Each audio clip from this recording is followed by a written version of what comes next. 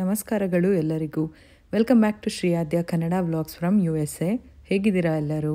ನಾವೆಲ್ಲರೂ ತುಂಬಾ ಚೆನ್ನಾಗಿದ್ದೀವಿ. ನೀವೆಲ್ಲರೂ ಚೆನ್ನಾಗಿದ್ದೀರಾ ಅಂತ ಭಾವಿಸ್ತಾ ಇವತ್ತಿನ ವ್ಲಾಗ್ ಸ್ಟಾರ್ಟ್ ಮಾಡೋಣ. ಯಾರಾದರೂ ಹೊಸಬ್ರು ನಮ್ಮ ಚಾನಲ್ ನೋಡ್ತಾ ಇದ್ದರೆ ಪ್ಲೀಸ್ ಲೈಕ್ ಮಾಡಿ, ಸಬ್ಸ್ಕ್ರೈಬ್ ಮಾಡಿ, ಹಾಗೆ ಪಕ್ಕದಲ್ಲೇ ಕಾಣೋ ಬೆಲ್ ಐಕನ್ ಪ್ರೆಸ್ ಮಾಡಿ. ನಾನು ಯಾವುದೇ ವಿಡಿಯೋ ಹಾಕಿದ್ರೂ ನಿಮಗೆ ನೋಟಿಫಿಕೇಷನ್ ಬರುತ್ತೆ. ಸೊ ಇವತ್ತಿನ ವ್ಲಾಗ್ ಸ್ಟಾರ್ಟ್ ಮಾಡೋಣ.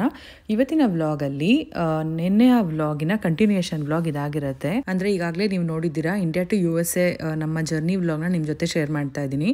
ಪಾರ್ಟ್ 1 ಆಯಿತು, ಪಾರ್ಟ್ 2 ವಿಡಿಯೋಸ್ ನೋಡಿದ್ದೀರಾ. ಇವತ್ತು ಪಾರ್ಟ್ 3 ಇದು ಫೈನಲ್ ವಿಡಿಯೋ ಅಂತ ಹೇಳ್ಬೋದು. ನಿನ್ನೆ ವ್ಲಾಗಲ್ಲಿ ನೀವೆಲ್ಲರೂ ನೋಡಿದ್ದೀರಾ ವಾಷಿಂಗ್ಟನ್ DC-ಯಿಂದ ಅಟ್ಲಾಂಟಾ ಕಡೆಗೆ ಹೋಗ್ತಾ ಇದ್ದೀವಿ. ಅಟ್ಲಾಂಟಾಯಿಂದ ಡ್ಯಾಲಸ್ ಫೋರ್ಟ್ ವರ್ತ್ಗೆ ನಮ್ಮ ನೆಕ್ಸ್ಟ್ ಫ್ಲೈಟ್ ಇರೋದು. ಅಂದರೆ ನಾವಿರೋಂಥದ್ದು ಟೆಕ್ಸಸ್ ಅನ್ನೋ ಸ್ಟೇಟಲ್ಲಿ. ಸೊ ಅಲ್ಲಿ ನಾವು ಡ್ಯಾಲಸ್ಗೆ ಹೋಗಬೇಕಾಗಿದೆ. ನಮಗೆ ಡೈರೆಕ್ಟ್ ಫ್ಲೈಟು ವಾಷಿಂಗ್ಟನ್ DC-ಯಿಂದ ಡ್ಯಾಲಸ್ಗೆ ಸಿಗಲಿಲ್ಲ. ಇಲ್ಲಿಂದ ಅಟ್ಲಾಂಟಾಯಿಂದ ಡ್ಯಾಲಸ್ಗೆ ಸಿಕ್ಕಿರೋದು. ಸೊ ನೆಕ್ಸ್ಟ್ ಫ್ಲೈಟ್ಗೆ ನಮಗೆ ಬರೀ ಹಾಫ್ ಆನ್ ಅವರ್ ಟೈಮ್ ಇದೆ ಅಷ್ಟೇ. ಅಷ್ಟರಲ್ಲಿ ನಾವು ಓಡೋಗಬೇಕು. ಸೊ ಒಂದು ಕಡೆ ಟೆನ್ಷನ್ ಇದ್ದರೂ ಕೂಡ ಡೊಮೆಸ್ಟಿಕ್ ಫ್ಲೈಟ್ ಅಲ್ವಾ, ಸ್ವಲ್ಪ ಓಕೆ ಹೋಗ್ಬಿಡ್ಬೋದು ಅನ್ನೋದು ಒಂದು ಕಡೆ ಇತ್ತು. ನೋಡ್ತಾ ಇದ್ದೀರಾ, ಇವಾಗ ನಾವು ವಾಷಿಂಗ್ಟನ್ DC-ಯಿಂದ ಅಟ್ಲಾಂಟಾಗೆ ಹೋಗ್ತಾ ಇರೋ ಫ್ಲೈಟಲ್ಲಿ, ಅಂದರೆ ಡೆಲ್ಟಾ ಏರ್ಲೈನ್ಸಲ್ಲಿ ಇದ್ದೀವಿ. ಇನ್ನೇನು ಲ್ಯಾಂಡಿಂಗ್ ಆಗ್ತಾ ಇದೆ. ಇನ್ನು ಇಲ್ಲಿ ಪುಟ್ಟ ಪುಟ್ಟ ಕಾರ್ಗಳನ್ನ ನೋಡ್ಬೋದು, ಎಷ್ಟು ಚೆನ್ನಾಗಿ ಕಾಣಿಸಿದೆ ಅಲ್ವಾ. ಈ ಫ್ಲೈಟಲ್ಲಿ ಕೂತ್ಕೊಂಡು ನೋಡಿದ್ರೆ ಚಿಕ್ಕ ಮಕ್ಕಳು ಆಟ ಆಡೋ ಟಾಯ್ಸ್ ಥರ ಕಾಣಿಸುತ್ತೆ ಕಾರು, ಚಿಕ್ಕ ಚಿಕ್ಕ ಪುಟ್ಟ ಪುಟ್ಟ ಕಲರ್ಫುಲ್ ಕಾರ್ಗಳು. ನೆಕ್ಸ್ಟು ನಮ್ಮ ಪಾದಸ್ಪರ್ಶ ಅಮೆರಿಕಾದಲ್ಲಿರುವ ಅಟ್ಲಾಂಟಾ ಅನ್ನೋ ಸ್ಟೇಟಲ್ಲಿ. ಸೊ ಬನ್ನಿ, ಇನ್ನೇನು ಲ್ಯಾಂಡಿಂಗ್ ಆಗ್ತಾ ಇದೆ ಫ್ಲೈಟ್.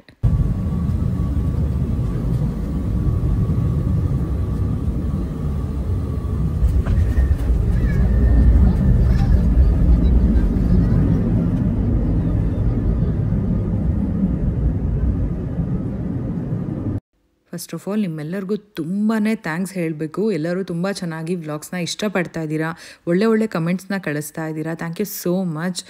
ಮತ್ತು ಮಕ್ಕಳು ಬಗ್ಗೆ ನೀವು ಹೇಳೋ ಮಾತುಗಳು, ಆ್ಯಕ್ಚುಲಿ ಕೆಲವು ಕಮೆಂಟ್ಸು ಓದಬೇಕಾದ್ರೆ ನನ್ನ ಕಣ್ಣಲ್ಲೇ ನೀರು ಬರುತ್ತೆ, ಅಷ್ಟು ಇಷ್ಟ ಆಗುತ್ತೆ. So thank you so much. ನಿಮ್ಮ ಸಪೋರ್ಟ್ ಯಾವಾಗಲೂ ನಮ್ಮ ಚಾನಲ್ ಮೇಲೆ ಹೀಗೆ ಇರಲಿ, ಮಕ್ಕಳು ಮೇಲೂ ಹೀಗೆ ಇರಲಿ ಅಂತ ಕೇಳ್ಕೊತೀನಿ. ಸೊ ನೀವು ನಮ್ಮ ಜೊತೆಗೆ ಈ ಜರ್ನಿನ ಎಂಜಾಯ್ ಮಾಡ್ತಿದ್ದೀರಾ ಅಂತ ಭಾವಿಸ್ತೀನಿ ಕೂಡ. The aircraft at the gate and he turns off the fasten seatbelt sign. If you're connecting with another Delta flight, please check the TV monitors located inside the gate area just after you deplane. You may also direct your questions to our ಸುಮಾರು ದಿನಗಳ ಮೇಲೆ ಒಬ್ಬಳೇ ಕೂತಿದ್ದು ಸೆಪ್ರೇಟಾಗಿ. ನನಗೆ ಏನೋ ಹೊಸ ಥರ ಅನ್ನಿಸ್ತಾ ಇತ್ತು. ಮಕ್ಕಳಿಬ್ರು ಅವ್ರ ಅಪ್ಪನ ಜೊತೆ ಕೂತಿದ್ರು.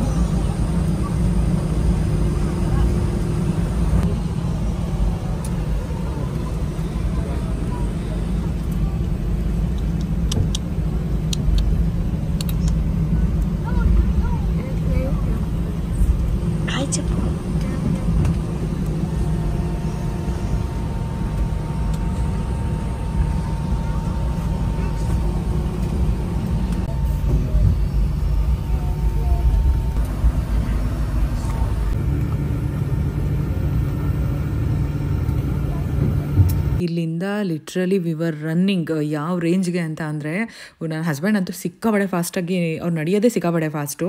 ನಮಗಂತೂ ಓಡ್ಕೊಂಡು ಹೋಗಿದ್ದೀವಿ, ಅಷ್ಟು ಫಾಸ್ಟಾಗಿ ಹೋಗಿದ್ದೀವಿ. ಅದ್ರ ಮಧ್ಯೆ ನಾನು ಬೇರೆ ಸ್ವಲ್ಪ ವೀಡಿಯೋ ಬೇರೆ ಮಾಡಬೇಕಾಗಿತ್ತು. ತುಂಬಾ ಜನ ಇದ್ದರು ಈ ಏರ್ಪೋರ್ಟಲ್ಲಿ.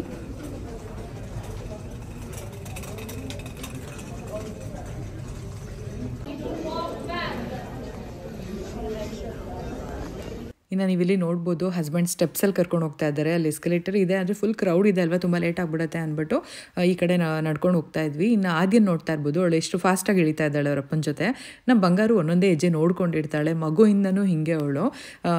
ಅಂದರೆ ಎಲ್ಲಿ ಬಿದೋಗ್ತೀನೋ ಅಥವಾ ನಡಿಬೇಕಾದ್ರೂ ಅಷ್ಟೇ ತುಂಬ ಹುಷಾರಾಗಿ ಹೆಜ್ಜೆ ಇಡ್ತಾಳೆ. ಆದ್ಯ ಅಂತೂ ಬೀಳೋದು ಹೇಳೋದು ಲೆಕ್ಕನೇ ಇಲ್ಲ. ಅದೆಷ್ಟು ಸರಿ ಬೀಳ್ತಾಳೋ, ಓಡ್ತಾನೆ ಇರ್ತಾಳೆ, ಅಷ್ಟೇ ಚುರುಕಾಗಿ ಕೂಡ ಇರ್ತಾಳೆ, ಆ್ಯಕ್ಟಿವು. ಸೊ ಹಾಗೆ ದೊಡ್ಡ ಮಕ್ಕಳು ಫುಲ್ ಸಾಫ್ಟು, ಚಿಕ್ಕ ಮಕ್ಕಳು full active.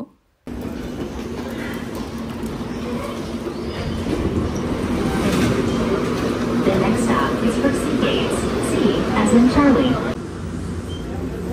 The next stop is Concourse C. C as in car. This train is departing.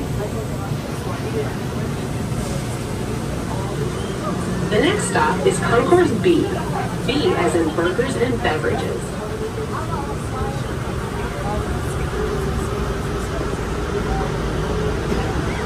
ಅಲ್ಲೂ ಕೂಡ ತುಂಬ ಹೊತ್ತು ವೆಯ್ಟ್ ಮಾಡಿದ್ವಿ. ಸೊ ಯಾರು ಬರಲಿಲ್ಲ ಅಂತ ಅಂದರೆ ಅದು ಪ್ಲೇಸ್ ನಮಗೆ ಕೊಡೋ ಥರ ಟಿಕೆಟ್ಸು ಆ ಥರ ಆಗಿತ್ತು. ಸೊ ಫೈನಲ್ ಆಗಿ ಇನ್ನೇನು ಹೊರಡ್ತಾ ಇದ್ದೀವಿ.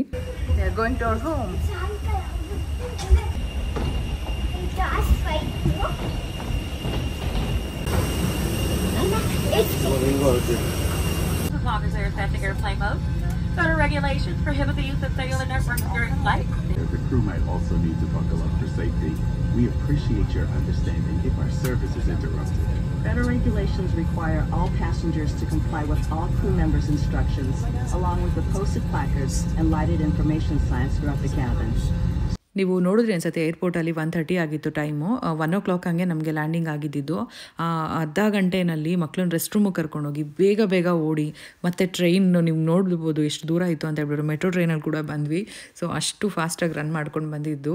ಬಟ್ ಜಾಸ್ತಿ ವಿಡಿಯೋ ಮಾಡೋಕ್ಕಾಗಿಲ್ಲ ಬಂದಿದ್ದರಿಂದ. ಇನ್ನು ಸೊ ಫೈನಲಿ ಎಷ್ಟು ಖುಷಿಯಾಗಿದ್ದೀವಿ ಅಂತ ಅಂದರೆ ಇನ್ನೇನು ಮನೆಗೆ ಹೋಗ್ತಾ ಇದ್ದೀವಪ್ಪ, ಮುಗೀತು ಎಲ್ಲ ಕಷ್ಟಗಳು ಅನ್ನೋ ಥರ ಅನ್ಸೋಕ್ಕೆ ಸ್ಟಾರ್ಟ್ ಆಗೋಯ್ತು ಈ ಫ್ಲೈಟ್ ಹತ್ತದ ಮೇಲೆ.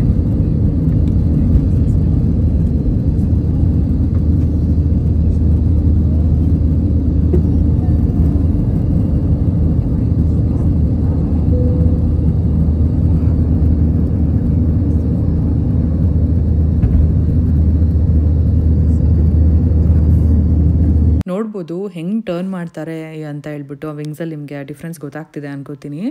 ಹೆಂಗಂತ ಅಂದರೆ ನಾನು ನೆನ್ನೆ ವ್ಲಾಗಲ್ಲಿ ಶೇರ್ ಮಾಡಿದ್ದೆ ನಿಮಗೆ, ಡೊಮೆಸ್ಟಿಕ್ ಫ್ಲೈಟ್ ಅಮೇರಿಕಾದಲ್ಲಿ ಫುಲ್ಲು ರೋಲರ್ ಕೋಸ್ಟರ್ ಗೇಮಲ್ಲಿ ಆಡೋ ಥರ ಅಪ್ಪು ಡೌನು ಕ್ರಾಸಾಗಿ ಎಲ್ಲ ಹಿಂಗೆ ಹೆಂಗೆ ಟರ್ನ್ ಮಾಡ್ತಾರೆ ಅಂತ ಹೇಳ್ಬಿಟ್ಟು. ಸೊ ಫುಲ್ ಒಂಥರ ಆಗುತ್ತೆ ಆ ಫೀಲಿಂಗ್ ಕೂಡ. ಇವಾಗ ನಾನು ಎಡಿಟಿಂಗ್ ಮಾಡಬೇಕಾದ್ರೆ ಹಂಗೆ ಅನ್ನಿಸ್ತಾ ಇತ್ತು. ಒಂಥರ ಆ ಫೀಲಿಂಗ್ ಹೆಂಗಂದರೆ ಹೊಟ್ಟೆ ತೊಳ್ಸೋಕ್ಕೆ ಸ್ಟಾರ್ಟ್ ಆಗಿಬಿಡುತ್ತೆ, ಆ ಥರ ಆಗ್ತಿರುತ್ತೆ. ಸೊ ನೋಡಿದ್ರಿ ಟೇಕ್ ಆಫ್ ಕೂಡ ಆಯಿತು. ಇದು ಫೈನಲ್ ಫ್ಲೈಟ್ ನಮ್ಮದು, ಅಂದರೆ ಲಾಸ್ಟ್ ಫ್ಲೈಟು, 5ನೇ ಫ್ಲೈಟ್ ಅಂತ ಹೇಳ್ಬೋದು. ನಾವು ಇಂಡಿಯಾಯಿಂದ USA ಗೆ 5 ಫ್ಲೈಟ್ನ ಹತ್ಕೊಂಡು ಬಂದಿದ್ದೀವಿ. ದೇವನಹಳ್ಳಿ ಏರ್ಪೋರ್ಟಿಂದ ಡೆಲ್ಲಿಗೆ, ಡೆಲ್ಲಿಯಿಂದ ರೋಮಿಂದ ವಾಷಿಂಗ್ಟನ್ DC ಗೆ, ವಾಷಿಂಗ್ಟನ್ DC ಯಿಂದ ಅಟ್ಲಾಂಟಾಯಿಂದ ಡ್ಯಾಲಸ್ ಫೋರ್ಟ್ ವರ್ತ್. ಇನ್ನೊಂದು ಅರ್ಧ ಗಂಟೆನಲ್ಲಿ ನಾವು ನಮ್ಮ ಪ್ಲೇಸ್ನ ರೀಚ್ ಆಗ್ತಾ ಇದ್ದೀವಿ. ಸೊ ತುಂಬ ಸ್ಟ್ರಗಲ್ಸ್, ಸಿಕ್ಕಾಪಟ್ಟೆ ಸ್ಟ್ರೆಸ್ ಏನೆಲ್ಲ ಆಯಿತು. ಏನಂದರೆ ಬರೀ ಇಬ್ಬರೇ ಆಗಿದ್ದಿದ್ರೆ ಓಕೆ, ಮಕ್ಕಳನ್ನ ಕರ್ಕೊಂಡು ಹೆಂಗಂತ ಅಂದರೆ ಮೊದಲೇ ಮಕ್ಕಳು ಹೂವು ಥರ ಒಳ್ಳೆ ಮನೆಗೆ ಬರೋಷ್ಟರಲ್ಲಿ ಬಾಡೋಗಿರೋ ಹೂವು ಥರ ಆಗ್ಬಿಟ್ಟಿದ್ರು. ನಿಜವಾಗ್ಲೂ ತುಂಬ ಬೇಜಾರಾಗುತ್ತೆ. ಒಂದು ಕಡೆ ನಮಗೆ ನಾವು ಇಂಡಿಯಾದಲ್ಲಿ ಎಲ್ಲರೂ ಬಿಟ್ಬಿಟ್ಟು ಬಂದ್ವಿ ಅನ್ನೋದೇ ಮರ್ತೋಗ್ಬಿಟ್ಟಿತ್ತು ಈ ಜರ್ನಿನಲ್ಲಿ. ಹೆಂಗಾದರೂ ಮಾಡಿ ಅಂದರೆ ಬೇಗ ನಾವು ನಮ್ಮ ಮನೆಗೆ ತಲುಪಿಬಿಟ್ರೆ ಸಾಕಪ್ಪ ಸೇಫಾಗಿ ಅನ್ನೋ ಥರ ಆಗಿತ್ತು. ನಿಮ್ಗೆ ಗೊತ್ತಾಗಿದೆ ಅನ್ಕೋತೀನಿ ನಮ್ಮ ಈ 3 ದಿನದ ಜರ್ನಿನಲ್ಲಿ. ಇನ್ನು ಈ ಕ್ಲೌಡ್ಸ್, ಈ ಮೋಡಗಳೆಲ್ಲ ಒಳ್ಳೆ ಈ ಕಾಟನ್ ಕ್ಯಾಂಡಿ ಇದ್ದಂಗೆ ಇರುತ್ತೆ. ಒಂಥರ ಏನೋ ಸಖತ್ ಚೆನ್ನಾಗಿತ್ತು. ನಮಗೆ ಒಂಥರ ಕಷ್ಟ ಇದ್ದರೂ ಕೂಡ ಎಂಜಾಯ್ ಮಾಡಿದ್ವಿ ಅಂತ ಹೇಳ್ಬೋದು ಈ ಜರ್ನಿನ. ನೋಡ್ತಾ ಇರ್ಬೋದು ಅಲ್ಲೊಂದು ಫ್ಲೈಟ್ ಹೋಗ್ತಾ ಇದೆ ಮೋಡದ ಮಧ್ಯದಲ್ಲಿ. ಎಷ್ಟು ಪುಟ್ಟದಾಗಿ ಕಾಣಿಸುತ್ತೆ ಅಲ್ವಾ ಒಂದು ಫ್ಲೈಟಿಂದ ಇನ್ನೊಂದು ಫ್ಲೈಟ್ಗೆ. ಸೊ ತುಂಬ ಮಿಸ್ ಮಾಡ್ಕೊತೀನಿ. ನಿಮಗೂ ಕೂಡ ಇಷ್ಟ ಆಗಿರುತ್ತೆ ಈ ವ್ಲಾಗು, ನೀವು ಕೂಡ ಮಿಸ್ ಮಾಡ್ಕೊತಾ ಇದ್ದೀರಾ ಅಂತ ಅನ್ಕೋತೀನಿ. ಸೊ ಅಷ್ಟು ಚೆನ್ನಾಗಿರ್ತಿತ್ತು ವ್ಯೂ ಅಂತ ನೋಡೋದಕ್ಕೆ. ಇಲ್ಲಿ ವಿಂಗ್ಸ್ ಇದೆ, ಅಷ್ಟು ಕ್ಲಿಯರ್ ಆಗಿಲ್ಲ, ಬಟ್ ಆದರೂ ಓಕೆ, ತುಂಬ ಚೆನ್ನಾಗಿತ್ತು ನಮ್ಮ ಈ ಜರ್ನಿ. ಎಷ್ಟೇ ಕಷ್ಟ ಇದ್ದರೂ ಕೂಡ ಸೇಫಾಗಿ ರೀಚ್ ಆದ್ವಿ ಅಂತ ಹೇಳ್ಬೋದು. ನನಗೆ ಕಮೆಂಟ್ಸಲ್ಲಿ ಕೇಳಿದ್ರಿ ಫ್ಲೈಟ್ ಚಾರ್ಜಸ್ ಎಷ್ಟಾಯಿತು, ಇಷ್ಟೊಂದು ಫ್ಲೈಟ್ ಚೇಂಜ್ ಮಾಡಿದ್ರಿ ಅಲ್ವಾ, ಅದಕ್ಕೆ ಸ್ವಲ್ಪ ಕ್ಯೂರಿಯಾಸಿಟಿ ಅಂತ. ಹಾಗೆ ಫಸ್ಟ್ ವ್ಲಾಗಲ್ಲಿ ನಾನು ಹೇಳಿದ್ದೆ ಎಷ್ಟಾಯಿತು, ಲಾಸ್ಟ್ ವ್ಲಾಗಲ್ಲಿ ಹೇಳ್ತೀನಿ ಅಂತ ಹೇಳ್ಬಿಟ್ಟು. ನಾನು ಇವಾಗ ಎಲ್ಲನೂ ಪ್ರತಿಯೊಂದು ಇಷ್ಟಿಷ್ಟೇ ಅಂತ ಹೇಳೋಕ್ಕಾಗೋದಿಲ್ಲ, ರೌಂಡ್ ಫಿಗರ್ ಹೇಳ್ಬಿಡ್ತೀನಿ ಹಾಗೆ. ಸೊ USA ಇಂದ ಇಂಡಿಯಾಗೆ ಬಂದ್ವಿ ಅಲ್ಲ ನಾವು, ಅಮೇರಿಕಾಯಿಂದ ನಮ್ಮ ಇಂಡಿಯಾಗೆ ಬಂದಾಗ ನಮಗೆ ಒಂದು 3 ಲಕ್ಷ ಆಯಿತು ಡೊಮೆಸ್ಟಿಕ್ ಫ್ಲೈಟ್ಸ್ ಎಲ್ಲ ಬಿಟ್ಬಿಟ್ಟು. ಮತ್ತು ಇಂಡಿಯಾಯಿಂದ ಅಮೇರಿಕಾಗೆ ಬಂದಾಗ 4 ಲಕ್ಷ ಆಯಿತು. ಇದು ಕೂಡ ನಾನು ಡೊಮೆಸ್ಟಿಕ್ ಫ್ಲೈಟ್ದೆಲ್ಲ ಏನೂ ಆ್ಯಡ್ ಮಾಡೋಕ್ಕೋಗಿಲ್ಲ. ಆಮೇಲೆ ನಮಗೆ ಇಷ್ಟು ಫ್ಲೈಟ್ ಚೇಂಜ್ ಮಾಡಿದ್ದಕ್ಕೆ ಅದು ಅವ್ರದೇ ಕ್ಯಾನ್ಸಲ್ ಎಲ್ಲ, ನಮ್ಮದೇನೂ ಪ್ರಾಬ್ಲಮ್ ಇಲ್ಲ. ನಾವು ಫ್ಲೈಟ್ ಮಿಸ್ ಮಾಡ್ಕೊಂಡಿದ್ದೀರ ಮಾತ್ರ ನಾವು ಅವಾಗ ನೋಡಬೇಕಾಗಿತ್ತು. ಬಟ್ ಅವ್ರದ್ದೇ ಫ್ಲೈಟ್ ಕ್ಯಾನ್ಸಲ್ ಆಗಿದ್ದರಿಂದ ಅವರೇ ಪ್ರೊವೈಡ್ ಮಾಡ್ತಾರೆ ಪ್ರತಿಯೊಂದು ಕೂಡ. ಹೋಟೆಲ್ ರೂಮ್ಸ್ ಕೂಡ ಇನ್ಕ್ಲೂಡ್ ಆಗುತ್ತೆ. ಇನ್ನು ಏನಕ್ಕೆ ನಾವು ಇಷ್ಟೆಲ್ಲ ಕಷ್ಟಪಟ್ಟು ಹೋದ್ವಿ, ಏನಕ್ಕೆ ಡೈರೆಕ್ಟ್ ಫ್ಲೈಟಲ್ಲಿ ಹೋಗಲಿಲ್ಲ ಅನ್ನೋದಾದರೆ ನಿಮಗೆ ಗೊತ್ತು, ಇದು ಅನ್ಪ್ಲ್ಯಾನ್ಡ್ ಜರ್ನಿ ಅಂತ ಹೇಳ್ಬಿಟ್ಟು. ಸಡನ್ನಾಗಿ ಮಾವಂಗೆ ತುಂಬ ಹುಷಾರಿಲ್ಲ, ಸೀರಿಯಸ್ ಆಗಿಬಿಟ್ಟಿದೆ ಅಂತ ಅಂದಾಗ ನಾವು ಇಲ್ಲಿ ಫ್ಲೈಟ್ ಹುಡುಕಿದ್ದಕ್ಕೆ ನಮಗೆ ಸಿಂಗಲ್ ಸೈಡ್ಗೆನೆ 1.5 ಲಕ್ಷ ಇತ್ತು ಒಬ್ರಿಗೆ. 4 ಜನಕ್ಕೂ 6 ಲಕ್ಷ ಆಗಿರೋದು. ನಾವು 3 ಲಕ್ಷದಲ್ಲೇ ಹೋದ್ವಿ ಅಂತ ಹೇಳ್ಬೋದು. ಅದಕ್ಕೆ ನಾವು ಅಷ್ಟು ಫ್ಲೈಟ್ಗಳನ್ನ ಬುಕ್ ಮಾಡಿಕೊಂಡು ಹೋಗಿದ್ದು. ಸೊ ಅದೊಂದು ಕ್ಲಾರಿಟಿ ಸಿಕ್ಕಿರುತ್ತೆ. ಇನ್ನು ಇನ್ನು ಅಂದರೆ 1.5 ಲಕ್ಷ ಅಂದರೆ $1,200 $2,000 ಕೂಡ ಇತ್ತು ಅವತ್ತು ನಾವು ಫ್ಲೈಟ್ ಚೆಕ್ ಮಾಡಿದಾಗ ಒಂದೊಂದು ಟಿಕೆಟ್ಗೆ. ಆಮೇಲೆ ಮೊದಲೇ ಬುಕ್ ಮಾಡಿಕೊಂಡ್ರೆ ನಮಗೆ ಎರಡೂ ಸೈಡಿಂದ 1,200 1,300ಗೆಲ್ಲ ಸಿಕ್ಬಿಡುತ್ತೆ ಅಪ್ ಆ್ಯಂಡ್ ಡೌನ್ ಹೋಗಿ ಬರೋದಕ್ಕೆ. ಈ ಸಮ್ಮರ್ ಹಾಲಿಡೇಸ್ಗೆ ಹೋಗೋರೆಲ್ಲ ಆ ಥರನೇ ಬುಕ್ ಮಾಡ್ಕೊಳ್ಳೋದು. ಮುಂದಿನ ವರ್ಷ ಬರ್ತೀವಿ ಅನ್ನೋದಾದ್ರೆ ಈಗಲೇ ಬುಕ್ ಮಾಡ್ಕೊಂಬಿಟ್ಟಿರ್ತಾರೆ ಆ ಥರ. ಇನ್ನು ಇವತ್ತು ನಾನು ನಿಮಗೆ ವಿಡಿಯೋದಲ್ಲಿ ಹೇಳಬೇಕು ಅನ್ನೋದಕ್ಕೋಸ್ಕರ ಫ್ಲೈಟ್ ಚಾರ್ಜಸ್ ಚೆಕ್ ಮಾಡ್ತಾ ಇದ್ದೆ. ಸೆಪ್ಟೆಂಬರ್ ಮಂತಲ್ಲಿ ಬುಕ್ ಮಾಡಿಕೊಂಡು ಅಕ್ಟೋಬರ್ ಮಂತಲ್ಲಿ ರಿಟರ್ನ್ ಬರೋದಕ್ಕೆ ಬರೀ $1,000 $1,100 ಇದೆ. ಅದು ಎಮಿರೇಟ್ಸಲ್ಲಿ. ಸೊ ನೋಡ್ಬೋದು ನಿಮಗೆ ಒಂದೊಂದು ಸರಿ ಡಿಮ್ಯಾಂಡ್ ಇರುತ್ತೆ ಫ್ಲೈಟು ಸೀಸನ್ ಇರಬೇಕಾದ್ರೆ, ಒಂದೊಂದು ಸರಿ ಈ ಥರ ಕಮ್ಮಿ ಕೂಡ ಇರುತ್ತೆ. ಇನ್ನು ಮತ್ತೆ ಡಿಸೆಂಬರಲ್ಲಿ ಚೆಕ್ ಮಾಡಿದ್ರೆ ಮತ್ತೆ $2,000 ಅಪ್ ಆ್ಯಂಡ್ ಡೌನ್ ಹಿಂಗೆ. ಅಂದರೆ ಪ್ರೀ ಬುಕ್ಕಿಂಗ್ ಮಾಡಿಕೊಂಡ್ರೆ ಯಾವಾಗ್ಲೂ ಓಕೆ ಹೋಗಿ ಬರ್ಬೋದು. ಒಂದು ಟಿಕೆಟ್ ಅಂತ ಅಂದಿದ್ರೆ ಏನು ಯೋಚನೆ ಮಾಡ್ತಾ ಇರಲಿಲ್ಲ. 1 ಲಕ್ಷ ಅಲ್ಲ 2 ಲಕ್ಷ ಆದರೂ ಹೋಗ್ಬಿಡ್ಬೋದಾಗಿತ್ತು. ಬಟ್ ಇಮ್ಯಾಜಿನ್ 4 ಟಿಕೆಟ್ಸ್ನ ಬುಕ್ ಮಾಡ್ಕೋಬೇಕಾಗಿತ್ತು. ಸೊ ಹಾಗಾಗಿ ನಾವು ಈ ಥರ ಪ್ಲ್ಯಾನ್ ಮಾಡಿಕೊಂಡು ಹೋಗಿದ್ದು. ಬರೀ ಹೋಗಬೇಕಾದ್ರೆ ಮಾತ್ರ ಜಾಸ್ತಿ ಇತ್ತು ಫ್ಲೈಟ್ ಚಾರ್ಜಸ್ ಎಲ್ಲ, ಬರಬೇಕಾದ್ರೂ ಕೂಡ ಹಾಗೆ ಇತ್ತು. ಹಾಗಾಗಿ ಈ ಥರ ಹುಡುಕಿದ್ದು. ಮತ್ತು ಇನ್ನೊಂದು ನಾವು ಯಾವಾಗ ಬರ್ತೀವಿ ಅನ್ನೋದೇ ಗೊತ್ತಿರಲಿಲ್ಲ. ರಿಟರ್ನ್ ಬರೋದು ಯಾವಾಗ ಅಂತ ಏನೂ ಪ್ಲ್ಯಾನ್ ಮಾಡೋಕ್ಕಾಗ್ತಾ ಇರಲಿಲ್ಲ. ಯಾಕಂದರೆ ಮಾವಂಗೆ ತುಂಬ ಸೀರಿಯಸ್ ಆಗಿತ್ತು. ಆ ಥರ ಪರಿಸ್ಥಿತಿಲಿ ಬಿಟ್ಬಿಟ್ಟು ನಾವು ಈ ಕಡೆ ಬರೋಕ್ಕೂ ಆಗ್ತಾ ಇರಲಿಲ್ಲ. ಫಸ್ಟ್ ಹಸ್ಬೆಂಡ್ ಏನಂತ ಹೇಳಿದ್ರು, ನಾನು ಇರ್ತೀನಿ ನೀನು ಮಕ್ಕಳು ಹೋಗ್ಬಿಡಿ ಅಂತ ಹೇಳಿದ್ರು. ಸೊ ನನಗೆ ಬಿಟ್ಟು ಬರೋಕ್ಕೆ ಮನಸ್ಸಾಗ್ತಾ ಇಲ್ಲ ನಾನು ಇರ್ತೀನಿ ಅಂತ. ಸೊ ಹೆಂಗೋ ಕೊನೆಗೆ ನೋಡಿದ್ರೆ ಮಾವನಿಗೆ ಈ ಥರ ತುಂಬ ಸೀರಿಯಸ್ ಆಗಿಬಿಟ್ಟು ಅವರು ನಮ್ಮನ್ನೆಲ್ಲ ಬಿಟ್ಟು ಹೊರಟೋದ್ರು. ನಿಮ್ಗೆ ಗೊತ್ತು. ಅದಾದಮೇಲೆ ಸರಿ ಎಲ್ಲ ಮುಗಿಸ್ಕೊಂಡೇ ಹೋಗ್ಬಿಡೋಣ ಅಂತ ಹೇಳಿಬಿಟ್ಟು ಫಸ್ಟು 5 ದಿನಕ್ಕೆ ನಾವು ಶ್ರೀರಂಗಪಟ್ಟಣಕ್ಕೆ ಹೋಗಿದ್ವಿ ಅಲ್ಲ, ಅದನ್ನು ಮುಗಿಸ್ಬಿಟ್ಟು ಹೊರಟ್ಬಿಡೋಣ ಅಂತ ಪ್ಲ್ಯಾನ್ ಮಾಡಿದ್ವಿ. ಅದಾದಮೇಲೆ ಹಿರಿಯರೆಲ್ಲ ಹೇಳಿದ್ರು, ಇಲ್ಲ 11ನೇ ದಿನದ ಕಾರ್ಯ ಮುಗಿಸ್ಕೊಂಡು ಹೋದ್ರೇ ಒಳ್ಳೆಯದು, ಗಂಡ್ಮಗ ಅಲ್ವಾ ಅಂತ ಹೇಳಿದ್ರು. ನನಗೂ ಅದೇ ಸರಿ ಅನ್ನಿಸ್ತು. ಹಾಗಾಗಿ ಎಲ್ಲ ಮುಗಿಸ್ಕೊಂಡು ಹೋಮ ಕೂಡ ಮಾಡಿಬಿಟ್ಟು ನೆಕ್ಸ್ಟ್ ಡೇನೇ ಹೊರಟ್ಬಿಟ್ವಿ. ಸೊ ಅದು ಕೂಡ ಅನ್ಪ್ಲ್ಯಾನ್ಡ್. ಸಡನ್ನಾಗಿ ನಾವು ಶನಿವಾರ ಹಂಗೆ ಹುಡುಕಿ ಬುಕ್ ಮಾಡಿಕೊಂಡು ಬಂದಿದ್ದಂಥದ್ದು. ಸೊ ನೋಡಿದ್ರಿ ಅನ್ಸುತ್ತೆ ಹೇಗೋ ಏನೋ ಹಿಂಗೆ ರೀಚ್ ಆಗಿಬಿಟ್ವಿ ನಾವು. ಐ ಹೋಪ್ ನೀವು ಕೇಳಿದ ಕ್ವೆಶನ್ಗೆ ಆನ್ಸರ್ ಸಿಕ್ಕಿದೆ ಅಂತ.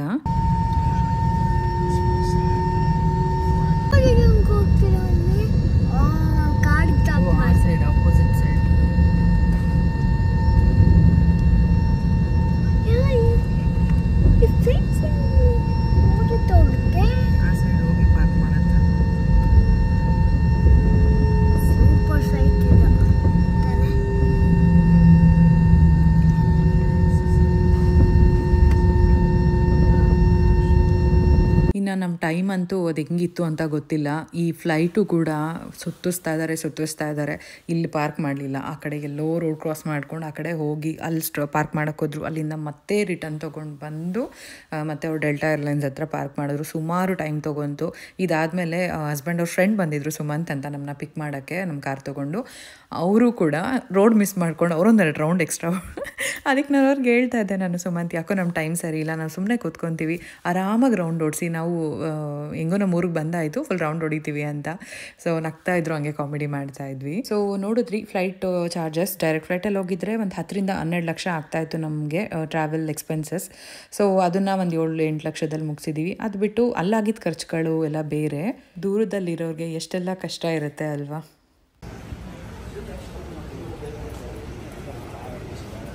ಇನ್ನು ನಾವು ರೀಚ್ ಆದ್ವಿ ಡಾಲಸ್ಗೆ. ಆದರೆ ನಮ್ಗೆ ಗೊತ್ತಿತ್ತು ಲಗೇಜ್ ಸಿಗಲ್ಲ ಅಂತ ಹೇಳಿ, ಆದ್ರೂ ಒಂದ್ಸರಿ ಚೆಕ್ ಮಾಡೋಣ ಅಂತ ಹೇಳ್ಬಿಟ್ಟು ನೋಡಿದ್ವಿ. ಈ ಥರ ಯಾವುದೋ ಕಾಟನ್ ಬಾಕ್ಸ್ ನೋಡ್ತಾ ಇದ್ರೆ ಬಂದಿರ್ಬೋದಾ ಅಂದ್ಕೊಂಡ್ವಿ. ಬಟ್ ಇಲ್ಲ, ಬರೋಕ್ಕೆ ಸಾಧ್ಯನೇ ಇಲ್ಲ ಅಂತ ಗೊತ್ತಿತ್ತು. ಯಾಕಂದರೆ ನಮ್ಮದು ಡೆಲ್ಟಾ ಏರ್ಲೈನ್ಸಲ್ಲಿ ಹಾಕಬೇಕಾಗಿತ್ತು.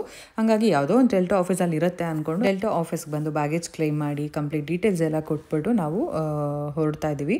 ಇಲ್ಲಿ ನೋಡ್ತಾ ಇರ್ಬೋದು ನಮ್ಮ ಕಾರು, 1 ತಿಂಗಳು ಮೇಲೆ ನೋಡ್ತಾ ಇದ್ದೀವಿ. ಸುಮಂತ್ ಹಸ್ಬೆಂಡ್ ಫ್ರೆಂಡ್ ಅವರು ತೊಗೊಂಡು ಬಂದಿದ್ರು ನಮ್ಮನ್ನು ಕರ್ಕೊಂಡು ಹೋಗೋದಕ್ಕೆ. ಪಾಪ ತುಂಬ ಥ್ಯಾಂಕ್ಸ್ ಹೇಳಬೇಕು, ನಮಗೆ ಡ್ರಾಪ್ ಕೂಡ ಅವರೇ ಮಾಡಿದ್ದು, ಮತ್ತೆ ಪಿಕ್ ಮಾಡ್ಕೊಳ್ಳೋದಕ್ಕೂ ಬಂದಿದ್ರು. ಈ ವ್ಲಾಗ್ ನೀವು ನೋಡ್ತಾ ಇದ್ರೆ thank you so much Sumanth, ತುಂಬಾ ಹೆಲ್ಪ್ ಆಯಿತು ಅಂತ ಹೇಳ್ಬೋದು. ಇನ್ನು ಡೀಟೇಲ್ಸ್ ಎಲ್ಲ ಕೊಟ್ಬಿಟ್ಟು ನಾವು ಮನೆ ಕಡೆಗೆ ಹೊರಡ್ತಾ ಇದ್ದೀವಿ.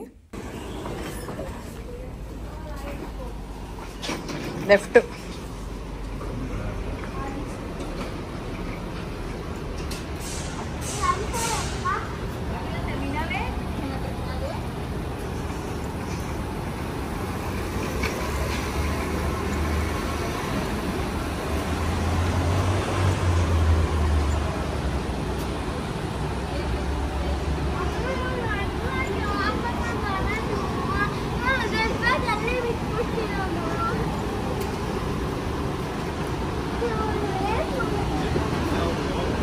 $1,000 ಅಲ್ಲಿ ಚೆಕ್ ಇನ್ ಮಾಡಿ ಅಂತ ಕೇಳ್ಕೊಂಡ್ರು.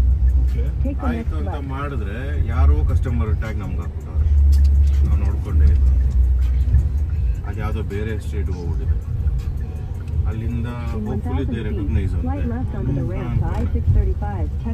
ಮಿಕ್ಕಿದ 4 ಬ್ಯಾಗು ಎಲ್ಲಿದೆ ಅಂತಲೇ ಗೊತ್ತಿಲ್ಲ. ಅದೇ ನೆನ್ನೆ ಗ್ರೇ ಬ್ಯಾಗು ನಾವು ಚೆಕ್ ಇನ್ ಮಾಡಿದ್ವಿ ಅಂತ ಹೇಳಿದ್ವಲ್ಲ, ಅದು ಬೇರೆಯವ್ರ ಹೆಸರಲ್ಲಿ ತೊಗೊಂಡಿದ್ದಾರಲ್ವ, ಅದು ಯಾವ ಸ್ಟೇಟಲ್ಲಿದೆ ಎಲ್ಲೋಗಿದೆ ಅಂತಲೇ ಗೊತ್ತಿಲ್ಲ. ಬಟ್ ಯಾವುದೋ ಸ್ಟೇಟ್ಗೆ ಹೋಗಿದೆ, ಅಂದರೆ ಆ ಸೀಟು ಯಾರು ಇದ್ರಲ್ವ ಅವರ ಪ್ಲೇಸ್ಗೆ ಹೋಗಿದೆ ಅಂತ.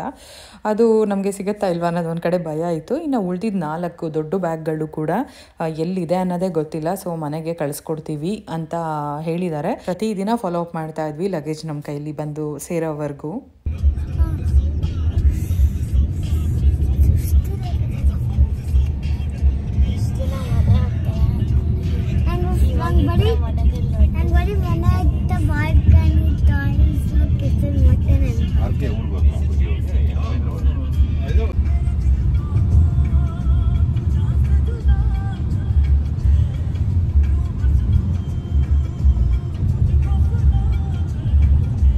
ಇನ್ನು ಸ್ವಲ್ಪ ದೂರದಲ್ಲೇ ನಾವು ನಮ್ಮ ಮನೆಗೆ ರೀಚ್ ಆಗ್ತೀವಿ. ಇನ್ನು ಹಸ್ಬೆಂಡ್ ಬಂದು ಅವರು ಸ್ವಲ್ಪ ಕೋಕ್ ಅದು ಇದು ಮತ್ತು ಫ್ಲೈಟ್ ಜರ್ನಿ ಕಂಪ್ಲೀಟ್ AC-ನಲ್ಲಿದ್ದು, ಮಕ್ಳಿಗೂ ಅಂದರೆ ಆದ್ಯ ಸ್ವಲ್ಪ ಕೆಮ್ಮಕ್ಕೆ ಸ್ಟಾರ್ಟ್ ಆಗಿಬಿಟ್ಟಿದ್ಲು. ಕೋಕೆಲ್ಲ ಕುಡಿದು ಐಸ್ ಹಾಕಿ ಕೊಡ್ತಾರಲ್ವ ಅವರು, ಅದರಿಂದ. ಆಮೇಲೆ ಚಿಕನ್ ತೊಗೊತೀನಿ. ನನಗೆ ಯಾಕೋ ಅಲ್ಲಿ ಸಪ್ಪೆ ಊಟ ತಿಂದಂಗೆ ಅನಿಸ್ತಾಯಿತ್ತು. ಏನೋ ಒಂಥರ ಖಾರವಾಗಿ ಪೆಪ್ಪರ್ ಚಿಕನ್ ಮಾಡಿಕೊಡು ಅಂತ. ಇನ್ನು ಮನೆಯಲ್ಲಿ ಏನಿದೆ ಏನಿಲ್ಲ ಅಂತಲೇ ಗೊತ್ತಿಲ್ಲ ಅಂತ ಅಂದೆ. ಆಮೇಲೆ ಸರಿ ಮತ್ತೆ ಹೋಗಿ ತರಬೇಕಾ ಅಂದರೆ ಇನ್ನು ಟಯರ್ಡ್ ಆಗಿದ್ದಾರಲ್ವ, ಬೇಡ ಅಂದ್ಕೊಂಡು ಪೆಪ್ಪರೇ ಅಲ್ವಾ ಮಾಡಿಬಿಡೋಣ ಅಂತ ಅಂದ್ಕೊಂಡೆ. ಇನ್ನು ಅಲ್ಲಿ ನೋಡ್ತಾ ಇರ್ಬೋದು, ಅದು ಫಾರ್ಮ್ ಟು ಕುಕ್ ಅಂತ ಇತ್ತು. ಸೊ ಇವಾಗ ಹೆಸರೆಲ್ಲ ಚೇಂಜ್ ಮಾಡಿಬಿಟ್ಟಿದ್ದಾರೆ. ಚಿಕನ್ ಅವರೇ ಹೋಗಿ ತೊಗೊಂಡು ಬಂದರು. ನಾನು ಟಯರ್ಡ್ ಆಗಿಬಿಟ್ಟಿದ್ದೆ, ನನ್ನ ಕೈಲಿ ಇಳಿಯೋಕ್ಕಾಗಲ್ಲ, ಮನೆಗೆ ಹೋಗಿ ನಾನೇ ಅಡುಗೆ ಮಾಡಬೇಕಲ್ವ ಬೇರೆ ಅಂತ ಅಂದೆ. ಅವರೇ ಹೋಗಿ ತೊಗೊಂಡು ಬಂದರು. ಮನೆಗೆ ಹೋಗ್ತಾ ಇದ್ದೀವಿ. ಈ ರೋಡ್ ನೋಡ್ತಾ ಇದ್ದಂಗೆ ನಮಗಂತೂ ಫುಲ್ ಖುಷಿ ಆಗೋಕ್ಕೆ ಸ್ಟಾರ್ಟ್ ಆಗೋಯಿತು. ಒಂದು ಕಡೆ ಮನೆಗೆ ಬರ್ತಾ ಇದ್ದೀವಿ ಅಂತ ಫುಲ್ ಖುಷಿ ಆಯಿತು. ಆಮೇಲೆ ಮನೆಗೆ ಬಂದ್ಬಿಟ್ಟು ಎಲ್ಲ ಇನ್ನೇನು ಪ್ರಾಬ್ಲಮ್ ಇಲ್ಲ. ಇವಾಗ ನಮಗೆ ಇಂಡಿಯಾ ಮಿಸ್ ಆಗೋಕ್ಕೆ ಶುರು ಆಗೋಯಿತು. ಬಂಗಾರು ಅಂತೂ ನಿಂತ್ಕೊಂಡು ಚೆನ್ನಾಗಿ ಅಳ್ತಿದ್ಲು. ನಾನು ತುಂಬ ಮಿಸ್ ಮಾಡ್ಕೊತಾ ಇದ್ದೀನಿ, ನಂಗೆ ಮತ್ತೆ ಹೋಗಬೇಕು ಅನ್ನಿಸ್ತಾ ಇದೆ ಅಂತ ಹೇಳ್ಬಿಟ್ಟು. ಆದ್ಯ ಅಷ್ಟು ತೋರಿಸ್ಕೊಳ್ಳಿಲ್ಲ, ನನಗೂ ಸೇಮ್ ಫೀಲಿಂಗ್ ಆಗ್ತಾ ಇತ್ತು. So finally August 4th India ಟೈಮಲ್ಲಿ ಭಾನುವಾರ ರಾತ್ರಿ ಹತ್ತಿದ್ದಕ್ಕೆ ಬುಧವಾರ ಮಿಡ್-ನೈಟ್ ಹಂಗೆ ನಾವಿಲ್ಲಿ ರೀಚ್ ಆಗಿದ್ದು ಇಂಡಿಯಾ ಟೈಮಲ್ಲೇ. ಮೇ ಬಿ ಇಲ್ಲಿ ಭಾನುವಾರ ಬೆಳಗ್ಗೆ ಹೊರಟು ಮಂಗಳವಾರ ಮಧ್ಯಾಹ್ನ ಬಂದಂಗೆ ಲೆಕ್ಕ ಅಮೆರಿಕಾ ಟೈಮ್ಗೆ ಹೇಳೋದಾದರೆ. ಇನ್ನು ನಮ್ಮ ಮನೆಗೆ ನಾವು ಬಂದ್ವಿ. ಫಸ್ಟ್ ಮಾಡಿದ್ದೆ ನಾನು ಗಿಡಗಳ ಕ್ಲೀನಿಂಗು. ಒಂದೊಂದೇ ಕೆಲಸ ಶುರು ಮಾಡಿಬಿಟ್ಟಿದ್ದೀನಿ ಆಗಲೇ. ಗಿಡಗಳಂತೂ ಹಾಳಾಗ್ಬಿಟ್ಟಿತ್ತು. ಸೊ ಪಾಪ ಅವರು ಸುಮಂತ್ ಅವ್ರು ಫುಲ್ ಚೆನ್ನಾಗೇ ನೋಡ್ಕೊಂಡಿದ್ದಾರೆ. ಆದರೂ ಹೆಂಗೆಂಗೋ ಆಗ್ಬಿಟ್ಟಿತ್ತು. ಎಲ್ಲ ಕ್ಲೀನ್ ಮಾಡಿಬಿಟ್ಟು ಫಸ್ಟ್ ಚಿಕನ್ ತಂದಿದ್ದಾರೆ, ಅದನ್ನು ಮಾಡಿಬಿಟ್ಟು ಸೊ ಒಂದೊಂದೇ ಕೆಲಸಗಳು ಮಾಡಬೇಕು. ಇಲ್ಲೆಲ್ಲ ಗಿಡಗಳೆಲ್ಲ ಹೆಂಗಿತ್ತು ಅಂದರೆ ನಿಮಗೆ ತೋರಿಸಿದ್ರೆ ಬೇಜಾರು ಮಾಡ್ಕೊಂಡ್ಬಿಡ್ತಾ ಇದ್ರಿ, ಅಷ್ಟು ಒಣಗಿ ಹೋಗಿದೆ. ಆದಷ್ಟು ಕ್ಲೀನ್ ಮಾಡಿದ್ದೀನಿ. ಸೊ AC ಕೂಡ ಟೆಂಪ್ರೇಚರ್ ಚೇಂಜ್ ಮಾಡಿದ್ದಾಯಿತು. ಎಲ್ಲ ಒರೆಸಿಬಿಟ್ಟೆ ಇಲ್ಲೆಲ್ಲ, ಅಷ್ಟು ಇದಾಗಿತ್ತು ಜಾಗಗಳೆಲ್ಲ. ಒಂದು ಕಡೆ ಇಟ್ಬಿಟ್ಟು ಬಂದಿದೆ, ಬಿಸಿಲು ಅಂತ ಹೇಳ್ಬಿಟ್ಟು. ಒಂದೊಂದು ಥರ ಆಗ್ಬಿಟ್ಟಿದೆ ಗಿಡಗಳು. ಕಟ್ ಮಾಡಿಬಿಟ್ಟೆ, ಒಣಗಿರೋದೆಲ್ಲ ಕಟ್ ಮಾಡಿದ್ದೀನಿ. ಇದೊಂದು ಗಿಡ ಚೆನ್ನಾಗಿದೆ, ಮೆಡಿಸನ್ಸ್ ಎಲ್ಲ ಹಂಗೆ ಇದೆ. ಸ್ನೇಕ್ ಪ್ಲಾಂಟ್ ಚೆನ್ನಾಗಿ ಬಂದಿದೆ ಆ್ಯಕ್ಚುಲಿ. ಇನ್ನು ವ್ಯಾಕ್ಯೂಮ್ ಕ್ಲೀನರ್ಗಳು ನೋಡಿ ಎಲ್ಲ ಮಾಡಿರೋದು ಹಂಗೆ ಇದೆ, ಅದನ್ನು ಕ್ಲೀನ್ ಮಾಡಬೇಕು. ಬಟ್ ಗಿಡಗಳನ್ನಂತೂ ತೆಗೆದು ಸೆಟ್ ಮಾಡಿ ಇಟ್ಟಿದ್ದೀನಿ. ಇದಂತೂ ನಿಮ್ಗೆ ನೆನಪಿರ್ಬೋದು, ರೆಡ್ಡು ಅದು ಲೀವ್ಸು ಎಲ್ಲ ಒಣಗೋಗ್ಬಿಟ್ಟಿದೆ. ಗಿಡಗಳೆಲ್ಲ ಒಣಗೋಗಿ ಎಲೆಗಳು ಕೂಡ ಒಣಗೋಯ್ತು. ರೆಡ್ ಕಲರು ಅದು ಫ್ಲವರ್ ಥರ ಇತ್ತಲ್ವ. ಸೊ ಎಲ್ಲ ಕಟ್ ಮಾಡಿಬಿಟ್ಟಿದ್ದೀನಿ. ನೋಡೋಣ ಹೆಂಗೆ ಬರುತ್ತೆ ಅಂತ. ಸೊ ಅದೊಂದು. ಇವಾಗ ಇವರಿಬ್ರದ್ದು ಸ್ನಾನ ಅಂತೂ ಆಯಿತು ಹೆಂಗೋ ಪಾವಚ್ಚಿ. ಆ್ಯಪಲ್ ಕಟ್ ಮಾಡಿಕೊಟ್ಬಿಡ್ಲಾ? ಆ್ಯಪಲ್ ಕಟ್ ಮಾಡಿ ನೀರು ಕೊಡ್ತೀನಿ. ಆ್ಯಪಲ್ ತಿಂದ್ಬಿಟ್ಟು ನೀರು ಕುಡಿದ್ಬಿಟ್ಟು ಮಲ್ಕೊಳ್ಳಿ. ನಾನು ಚಿಕನ್ ಮಾಡಿಬಿಟ್ಟು ಸ್ವಲ್ಪ ಅನ್ನಕ್ಕೆ ಇಟ್ಬಿಟ್ಟು ರಸಮ್ ಮಾಡಲಾ? ಮಜ್ಜಿಗೆನ ತಿಂತೀರಾ ಚಿಕನ್ ಜೊತೆ? ರಸಮ್ ಮಾಡ್ಬಿಡ್ಲಾ ಒಂಚೂರು? ಓಕೆ. ಇವಾಗಿರೋದು ಬರೀ ಒಂದೇ ಟ್ರಾಲಿ ನಮ್ಮ ಹತ್ರ. ಒಂದು ಪುಟ್ಟದು ಇದು ಟ್ರಾಲಿ, ನನ್ನ ಹ್ಯಾಂಡ್ ಬ್ಯಾಗು, ಹಸ್ಬೆಂಡ್ ಒಂದು ಬ್ಯಾಗು. ಸೊ ಅದನ್ನು ಒಂದೊಂದು ಹ್ಯಾಂಡ್ ಬ್ಯಾಗ್ ಫುಲ್ ಅನ್ಪ್ಯಾಕ್ ಮಾಡಿಬಿಟ್ಟೆ. ಇನ್ನು ಅವ್ರದ್ದೊಂದು ಬ್ಯಾಗ್ ಇದೆ, ಅದೊಂದು ಬ್ಯಾಗ್ ಇದೆ, ಅದೆಲ್ಲ ಕ್ಲೀನ್ ಮಾಡಿ ನೆಕ್ಸ್ಟು ಮಾಡಬೇಕು. ಇಷ್ಟೊಂದು. ಓ ದೇವ್ರೆ. ಓಕೆ, ಬಂಗಾರು ಒಂದು ರೌಂಡ್ ಹತ್ತಿದ್ದಾಯಿತು. ಅವಳು ಇವಾಗ ಮಿಸ್ ಮಾಡ್ಕೊತಾ ಇದ್ದಾಳಂತೆ, ಅಲ್ಲಿಂದ ಬಿಟ್ಟು ಬಂದಿದ್ದು ಒಂಥರ ಆಗ್ತಿದೆ ಅಂತ. ಕಷ್ಟ ಎಲ್ರಿಗೂ ಆಗೈತೆ, ನನಗೂ ಆಗೈತೆ. ಆದರೂ ಹೋಗಲೇಬೇಕು, ಏನೂ ಮಾಡೋಕ್ಕಾಗಲ್ಲ. ಎರಡೂ ಬೇಕು ಅಂತ ಅಂದರೆ ಆಗಲ್ಲ. ಅಲ್ಲಿಂದ ಬಿಟ್ಟು ಬರಬೇಕಾದ್ರೆ ಇಲ್ಲಿ ಬೇಜಾರಾಗೈತೆ, ಇಲ್ಲಿಂದ ಹೋಗಿದ್ದು ಬಂದಿದ್ದು ಎಲ್ಲ ಹೆಂಗೆಂಗೋ ಆಯಿತು. ಇನ್ನು ಮಾವನ ಫೋಟೋ ತೊಗೊಂಡು ಬಂದಿದ್ದೀನಿ, ಅದು ಸೆಟ್ ಮಾಡಬೇಕು. ಪುಣ್ಯಕ್ಕೆ ಅದು ಬಂತಲ್ಲ ಬ್ಯಾಗ್, ಅದೊಂದು ಖುಷಿ. ಮಾವನ ಫೋಟೋ ಮತ್ತು ಇನ್ನೂ ಒಂದು ಇಂಪಾರ್ಟೆಂಟ್ ಅಪ್ಪ ಗಿಫ್ಟ್ ಮಾಡಿದ್ದಿತ್ತು. ಅದನ್ನಂತೂ ಸರ್ಪ್ರೈಸ್ ಅಂತ ಅಂದ್ಕೊಂಡು ಎಲ್ಲ ಕಡೆ ಕಸ್ಟಮ್ ಆಫೀಸರ್ಗಳೇ ಓಪನ್ ಮಾಡಿ ನನಗೆ ಫೈನಲ್ ಆಗಿ ವಾಷಿಂಗ್ಟನಲ್ಲಿ ಸರ್ಪ್ರೈಸ್ ಕೊಟ್ಟರು. ಏನಿತ್ತು ಅಂತ ಹೇಳ್ಬಿಟ್ಟು ಅದು ತೋರಿಸ್ತೀನಿ ನಾನು ನಿಮಗೆ. ಸೊ ಹಿಂಗೆ ಅದು ಬಂತು. ಸಾಯಿಬಾಬಾ ತಂದು ಕೊಟ್ಟಿದ್ರು ಅಪ್ಪ ಶಿರಡಿಯಿಂದ, ಅದು ಬಂದಿಲ್ಲ. ಬರುತ್ತಾ ಇಲ್ವಾ ಗೊತ್ತಿಲ್ಲ. ಹೊಸ ಬಟ್ಟೆಗಳು ಸಿಕ್ಕಾಬಟ್ಟೆ ಇದ್ದಾವೆ. ಹಸ್ಬೆಂಡ್ದು ಜಾಸ್ತಿ ಹೊಸ ಬಟ್ಟೆಗಳು, ಅದು ಬರುತ್ತೋ ಇಲ್ವೋ ಗೊತ್ತಿಲ್ಲ. ಮಕ್ಳದು ನಂದು ಹಾಕ್ತಿರೋದು ಇದೆ. ಹೊಸ ಬಟ್ಟೆ ಅಂತ ಅಂದರೆ ಇಲ್ಲಿಗೆ ಬರಬೇಕು ಅಂತ ಶಾಪಿಂಗ್ ಮಾಡಿದ್ದಲ್ಲ. ಸೊ ನಿಧಾನಕ್ಕೆ ಹೇಳ್ತಾ ಹೋಗ್ತೀನಿ, ನನಗೆ ಸದ್ಯಕ್ಕೆ ಟೈಮ್ ಇಲ್ಲ. Okay, bye. ಐ ಹೋಪ್ ಇವತ್ತಿನ ವಿಡಿಯೋ ಇಲ್ಲಿಗೆ ಎಂಡ್ ಮಾಡ್ತೀನಿ ಅನ್ಕೋತೀನಿ, ಇಲ್ಲ ಕಂಟಿನ್ಯೂ ಮಾಡ್ತೀನಿ ಅಂತ ಅನ್ಕೋತೀನಿ, ಗೊತ್ತಿಲ್ಲ. ಆದರೆ ಲೈಕ್ ಮಾಡಿ, ಶೇರ್ ಮಾಡಿ, ಕಮೆಂಟ್ ಮಾಡಿ, ಸಬ್ಸ್ಕ್ರೈಬ್ ಮಾಡಿ, ನಮ್ಮ ಚಾನಲ್ನ ಸಪೋರ್ಟ್ ಮಾಡಿ ಅಂತ ಕೇಳ್ಕೊತ ಸದ್ಯಕ್ಕೆ ನಾನು ಎಂಡ್ ಮಾಡ್ತಾ ಇದ್ದೀನಿ ಇಲ್ಲಿಗೆ. Okay babies, okay bye. Banana ಮತ್ತು ಆ್ಯಪಲ್ನ ನಾನು ವಾಷಿಂಗ್ಟನ್ DC ಹೋಟೆಲಲ್ಲಿ ತೊಗೊಂಡಿದ್ದೆ. Complimentary breakfast ಕೊಟ್ಟರಲ್ವ, ಅಲ್ಲಿತ್ತು. ಮಕ್ಳಿಗೋಸ್ಕರ ಎಮರ್ಜೆನ್ಸಿಗೆ ಇರಲಿ ಅಂತ ತೊಗೊಂಡು ಬಂದಿದ್ದೆ. ಸೊ ಹಾಗಾಗಿ ಬರಬೇಕಾದ್ರೆ ಬಾಳೆಹಣ್ಣು ತಿಂದಿದ್ರು, ಇವಾಗ ಆ್ಯಪಲ್ ತಿಂದರು. ಆಮೇಲೆ ಮಲ್ಕೊಂಬಿಟ್ಟಿದ್ರು. ಸಾಯಂಕಾಲ ಎದ್ಬಿಟ್ಟು ಊಟ ಮಾಡ್ತಾ ಇದ್ದಾರೆ. 6:30 ಟೈಮು, ಆದರೂ ಫುಲ್ಲು ಬೆಳಕಿತ್ತು. ನೋಡಿದ್ರಿ ಅನ್ಸುತ್ತೆ. ಹಸ್ಬೆಂಡ್ ಕೂಡ ಪಾಪ ಹೊರಗಡೆ ಹೋಗಿ ನೀರು ಇದು ಥರ ಎಲ್ಲ ಆಗ್ತಿತ್ತು. ಮನೇಲಿ ನನಗೆ ಮನೆ ಕೆಲಸ, ಅಡುಗೆ ಕೆಲಸ ಆಯಿತು, ಅವರು ಹೊರಗಿನ ಕೆಲಸ, ಈ ಥರ ಶೇರ್ ಮಾಡ್ಕೊತಾ ಇದ್ವಿ. ಇನ್ನು ನೆಕ್ಸ್ಟ್ ಡೇ ಮಾರ್ನಿಂಗ್ ಇದು ನಮ್ಮ ಮನೇಲಿ ವೈಫೈ ವರ್ಕ್ ಆಗ್ತಾ ಇರಲಿಲ್ಲ. ಸೊ ಅವ್ರು ಬಂದುಬಿಟ್ಟು ರಿಪೇರಿ ಮಾಡ್ತಾಯಿದ್ರು. ಅದಾದಮೇಲೆ ನಾನು ಇಲ್ಲಿ ಬ್ರೇಕ್ಫಾಸ್ಟ್ಗೆ ಉಪ್ಪಿಟ್ಟು ಮಾಡ್ತಾಯಿದ್ದೀನಿ, ಮತ್ತು ಬಾಕ್ಸ್ಗೆ ಚಪಾತಿ ಟೊಮೆಟೊ ಗೊಜ್ಜು ರೆಡಿ ಮಾಡ್ತಾಯಿದ್ದೀನಿ. ಅವರು ಆಫೀಸ್ಗೆ ಹೋಗ್ಬೇಕಲ್ವಾ, ಹಾಗಾಗಿ ಸೊ ನೋಡ್ತಾ ಇರ್ಬೋದು. ಉಪ್ಪಿಟ್ಟು ಮಾಡಿಬಿಟ್ಟು ಹಾಟ್ ಬಾಕ್ಸ್ಗೆ ಹಾಕ್ಬಿಟ್ಟೆ, ಬೇಗ ಲಂಚ್ ಬಾಕ್ಸ್ ರೆಡಿ ಮಾಡೋಣ ಅಂತ ಹೇಳ್ಬಿಟ್ಟು. ಇನ್ನು ನೆಕ್ಸ್ಟ್ ಟೆನ್ಷನ್ ಬಂದುಬಿಟ್ಟು ಮಕ್ಳ ಸ್ಕೂಲು. ನನ್ನ ಅದೃಷ್ಟಕ್ಕೆ August 4th ರಿಓಪನ್ ಆಗ್ತಾಯಿತ್ತು, ಆದರೆ August 12th ಅಂತ ಗೊತ್ತಾಯಿತು. ಅದರಿಂದ ಸ್ವಲ್ಪ ಆರಾಮಾಗಿದ್ದೆ ಅಂತ ಹೇಳ್ಬೋದು.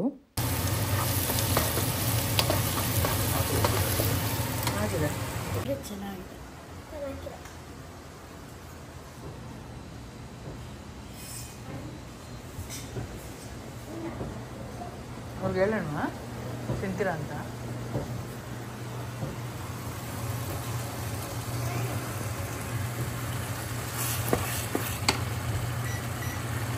ಮಕ್ಕಳಿಗೆ ಸಮ್ಮರ್ ಹಾಲಿಡೇಸ್ ಇತ್ತು, ಅದೊಂದು ನಮಗೆ ಒಳ್ಳೆಯದಾಯಿತು ಅಂತ ಹೇಳ್ಬೋದು. ಸ್ಕೂಲ್ ರೀಓಪನ್ ಆಗೋ ಟೈಮ್ಗೆ ಬಂದ್ಬಿಟ್ಟಿದ್ವಿ.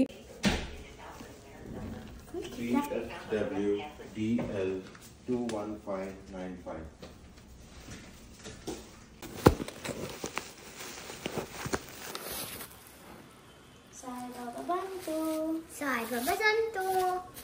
ತೆಗಿಲ್ಲ ನಾನು ಬತ್ತೆ ಬಂದೆ. ಸಾಯಿಬಾಬಾ ಬಂತಂತೇನೋ. ಓಕೆ, ಬತ್ತೆ ಬಂತು. ಸಾಯಿಬಾಬಾ ಬಂತಂತೆ. ಓ ಮೈ ಗಾಡ್. ತಾತನ ಇದು? ತಾತ ಮಾಮಿ. ಸಾಯಿಬಾಬಾ ಅವರು ಒಬ್ರು ತಾತ, ಅದಕ್ಕೆ ನಾವು ತಾತ ಮಾಮಿ ಆಗಿರೋದು. ಪ್ರತಿದಿನ ಫಾಲೋ ಅಪ್ ಮಾಡಿ ಕೊನೆಗೆ ನಮಗೆ ಬಂತು, ನಮ್ಮ ಬ್ಯಾಗೇಜ್ ಸಿಕ್ತು ಕೈಗೆ ಅಂತ ಹೇಳ್ಬೋದು. ಒಂದೊಂದೇ ಬ್ಯಾಗು ಎಲ್ಲ ಒಂದೇ ದಿನ ಬಂದುಬಿಡ್ತು. ಫಸ್ಟು ನಮಗೆ ಗ್ರೇ ಬ್ಯಾಗೇ ಸಿಕ್ಕಿದ್ದು, ಬೇರೆ ಸ್ಟೇಟಲ್ಲಿದೆ ಅಂತ ಹೇಳಿದ್ದೆ ಅಲ್ವಾ, ಅದು. ಅದಾದಮೇಲೆ ಉಳಿದಿದ್ದು 4 ದೊಡ್ಡ ಬ್ಯಾಗು ಕೂಡ ಬಂದುಬಿಡ್ತು. ಇನ್ನು ಸಾಯಿಬಾಬಾ ಅವರು ಹೆಂಗಾಗುತ್ತೆ ಅಂತ ಭಯ ಆಯಿತು. ಬಟ್ ತುಂಬ ನೀಟಾಗಿ ಹೆಂಗೆ ಪ್ಯಾಕ್ ಮಾಡಿಸ್ಕೊಂಬಂದಿದ್ರಲ್ವ ಅಪ್ಪ, ಅದೇ ಥರ ಇತ್ತು. ಅಪ್ಪ ನಮಗೋಸ್ಕರ ನನಗೊಂಥರ ಖುಷಿಯಾಗೋಯಿತು. ಶಿರಡಿಯಿಂದ ತಂದುಕೊಟ್ರು. ಅಷ್ಟು ಚೆನ್ನಾಗಿದೆ ಸಾಯಿಬಾಬಾ ಅಂದು.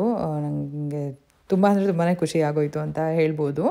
ನೆಕ್ಸ್ಟು ಬ್ಯಾಗ್ಗಳು ಎಲ್ಲ ಸಿಕ್ತು ನಮಗೆ ಶುಕ್ರವಾರ. ಹಂಗೆ ನಾನು ಹೇಳ್ದೆ ಅಲ್ವಾ, ಮಂಗಳವಾರ ನಾವು ಮನೆಗೆ ಬಂದಿದ್ದಕ್ಕೆ ಶುಕ್ರವಾರ ಸಿಕ್ತು. ಇನ್ನು ಎಲ್ಲ ನಮ್ಮ ಬಂಗಾರು ಬೇಬಿ ಎತ್ತಿಡ್ತಾ ಇದ್ದಾಳೆ.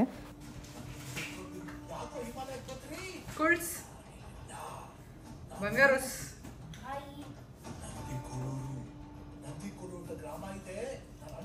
ಬರೀ ಅನ್ಪ್ಯಾಕಿಂಗ್ ಮಾಡ್ತಾ ಇದ್ಲು, ಬಾಕ್ಸಿಂದ ಹೊರಗಡೆ ಇಡ್ತಾ ಇದ್ಲು ಅಷ್ಟೇ. ಸೊ ಅದಾದಮೇಲೆ ನಾನೆಲ್ಲ ಎತ್ತಿಟ್ಕೊಂಡಿದ್ದಾಯಿತು. ಸೊ ಫುಲ್ ಜೆಟ್ ಲ್ಯಾಗ್ ಇತ್ತು ನಮಗೆ ಬೇರೆ. ಅಂದರೆ ಯಾವುದೋ ಟೈಮಿಗೆ ನಿದ್ದೆ ಬರುತ್ತೆ, ಇಂಡಿಯಾ ಟೈಮ್ ಸೆಟ್ ಆಗಿತ್ತಲ್ವಾ, ಇನ್ನು ಯಾವುದೋ ಟೈಮ್ಗೆ ಎದ್ದೇಳ್ತೀವಿ, ಈ ಥರ ಎಲ್ಲ ಆಗ್ತಿತ್ತು. ಸೊ ನೋಡಿದ್ರಿ ಅನಿಸುತ್ತೆ ನಮ್ಮ ಜರ್ನಿ ವ್ಲಾಗ್ನ. ನಮ್ಮ ಜೊತೆ ನಿಮ್ಮನ್ನು ಕೂಡ USA ಇಂಡಿಯಾಗೆ, ಇಂಡಿಯಾಯಿಂದ USA ಕರ್ಕೊಂಡು ಬಂದಿದ್ದೀನಿ. ಇನ್ನೇನಿದ್ರು ನನ್ನ normal simple life style vlogs from USA ಬರ್ತಾ ಹೋಗುತ್ತೆ. ಸೊ ನೋಡ್ತಾ ಇರಿ, ಯಾವಾಗಲೂ ಹೀಗೆ ಸಪೋರ್ಟ್ ಮಾಡ್ತಾ ಇರಿ. Thank you so much for watching. ಇಷ್ಟ ಆಗಿದ್ರೆ ಲೈಕ್ ಮಾಡಿ, ಶೇರ್ ಮಾಡಿ, ಕಮೆಂಟ್ ಮಾಡಿ, ಸಬ್ಸ್ಕ್ರೈಬ್ ಮಾಡಿಕೊಂಡು ಸಪೋರ್ಟ್ ಮಾಡಿ ಅಂತ ಕೇಳ್ಕೊತೀನಿ. ಬಾಯ್ ಬಾಯ್.